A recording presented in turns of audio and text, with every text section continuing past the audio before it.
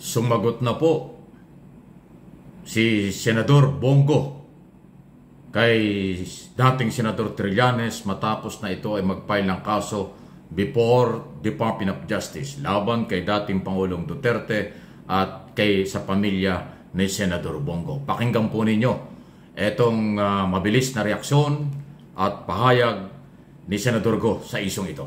Noong 2018, inilabas na po niya yung akusasyon na yan. It's 1 year before the election, nilabas niya yan kasi apunta po ako sa pagtakbo ng 2019. Noong 2021 naman, i-recycle na naman. Pinalabas na naman niya, pero wala siyang napatunayan. Ngayong papasok naman tayo, 2024, a year before the election, nag-iingay naman po siya. Gusto niya kulayan na naman po ako ng itim para siya po ang pumuti. At naging tradisyon na niya, manira tuwing nalalapit ng eleksyon. Parang naging negosyo na po niya, kumita. Ang tanong, sino bang nasa likod ng black propaganda o black ops na ito? Baka yun po dapat niyang silipin yung mga nakapaligid sa kanya. Alam naman po ng taong bayan na isa siyang attack dog. At tamad yan si Trillanes. Yan ang totoong korupsyon. Bayad ka ng gobyerno noon, hindi ka naman nagtatrabaho ng maayos. Hayaan na natin ang taong bayan po ang humusga. Hindi ko pa nakita masyado yung verified complaint. But this is essentially the same accusation they heard binabato against me, no? I categorically deny the allegations against me and former President Duterte. Ano naman kinalaman namin nun? Importante po, nakialam ba ako? Meron ba akong tinawagan na ibibigay dito? Paboran po itong half-brother ko, kamag-anak ko? Wala po. I welcome this move to finally put an end to this often recycled issues against us. No? Mabuti ng silipin na ng mabuti ang mga akusasyong ito. May irregularity ba? Dapat tingnan po ito ng COA. May naging transaction ba na disadvantageous sa gobyerno? Sumunod ba sila sa proseso? May ninakaw bang pera? Plunder? Ininakaw ba kami? Ni piso po. Hindi kami nakinabang dyan. Wala kaming ninakaw at hindi kami corrupt. Una-una ay observe delikadesa. Sa totoo lang po, mayor pa po si former President Duterte sa Davao City. Hindi po makatungtong ng City Hall yung mga kamag-anak ko kasi ayaw ko. Sabi ko, pag tumungtong kayo rito, I will resign. Nung naging presidente siya, hindi rin po sila nakatungtong doon. Hindi man lang sila makalapit sa akin at hindi ko sila papayagan kahit kailan. Kaya parati ko sinasabi sa hearing, pag ginagamit yung pangalan ko, ginagamit ang pangalan namin ni dating Pangulong Duterte, please consider it denied. Huwag niyo pong pansinin, huwag niyong bigyan ng pabor dahil ayaw po namin. And I observed delikadesa ever since. So, malinis po ang aking konsensya. Ako po isang probinsyano lamang katulad ni dating Pangulong Duterte. Pangalan lang po namin ang aming puhunan sa mundong ito. Ako hindi po ako politiko. But malinis ang aking konsensya mula noon hanggang ngayon. Ayan o. So malinaw po yung sagot ni Senador Bongo, Christopher Bongo.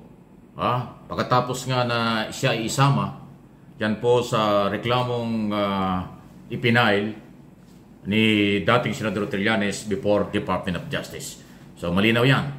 Mula daw noon hanggang ngayon, wala silang ginagawang korupsyon. At sinasabi niya na meron silang delikadesa. Ewan ko, para daw, attack dog ang tawag niya eh. Sino kaya ang nag-utos?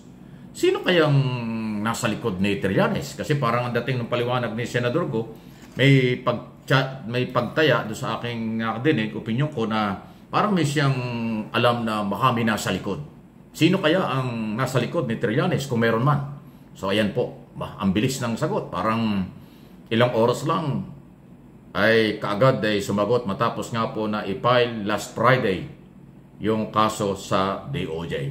Pero tama rin naman yan kahit papaano. At least sabi nga niya, ito na yung pagkakataon na masagot. Diba? Although sabi niya, recycle. Parang every year na tuwid daw siyang tatakbo at ay kinakasuhan. So anyway, tingnan natin kung ano ho mangyayari.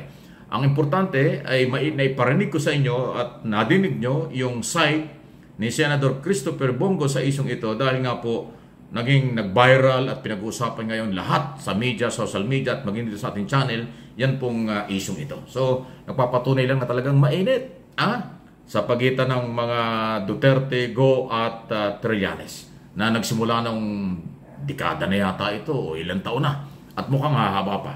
Pero dahil yan papunta ng korte, kung makakakita ng probable cause ang DOJ, tingnan natin kung ano mangyari. Maaaring sa DOJ yan, pagka walang ebidensya, pwedeng ma-dismiss na prosecutor. Kung meron naman, maaaring makarating sa korte. So yan po yung due process. At mukhang nakahanda naman ang kampo ni Senador Go na harapin ito sa tamang oras at panahon. Abangan natin kung ano po ang mga mangyari pa sa mga susunod na araw. Okay? Any comment, reaction sa bagay na ito?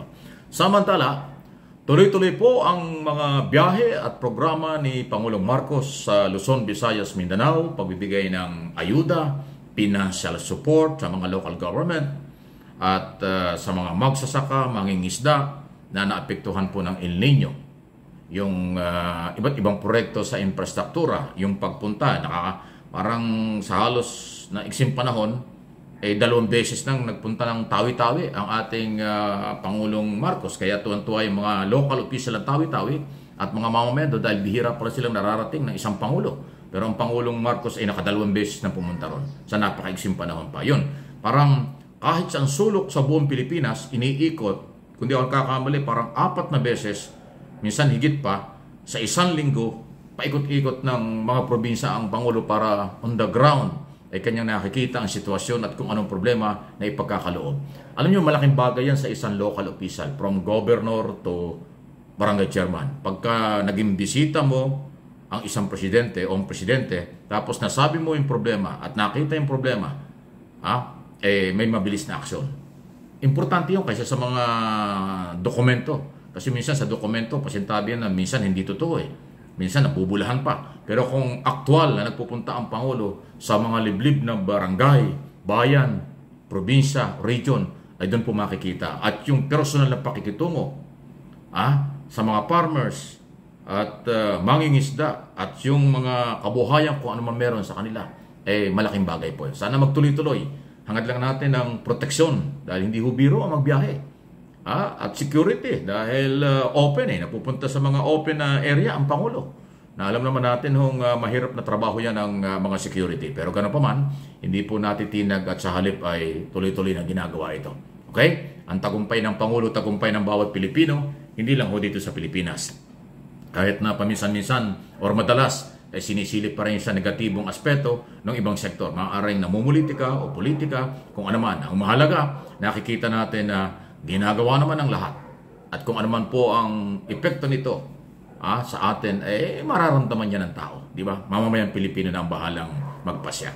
Pero tayo, lahat tayo, Pilipino, dapat magkaisa. Lahat tayo, Pilipino, dapat magtulungan para sa bansa. Huwag nating sirain ang ating bansa sa mga ibang interes lang. Dapat interes na kakarami at kinabukasan ng Pilipino at ng bayan.